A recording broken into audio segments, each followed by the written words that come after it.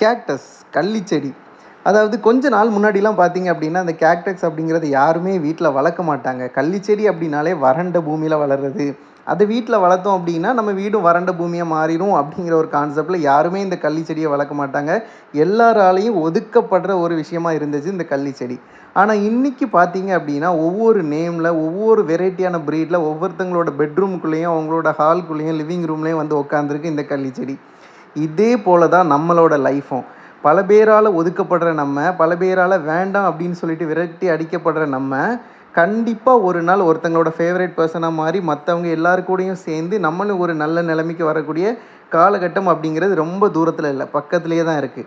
இந்த கள்ளிச்செடி எப்படி எல்லாராலயும் ஒதுக்கப்பட்டுச்சோ, அதே போல ஒரு டைம்ல நீங்களும் எல்லாராலயும் ஒதுக்கப்படுவீங்க, அவமானப்படுத்தப்படுவீங்க, நெறைய விஷயங்கள கஷ்டங்கள அனுபவிப்பீங்க.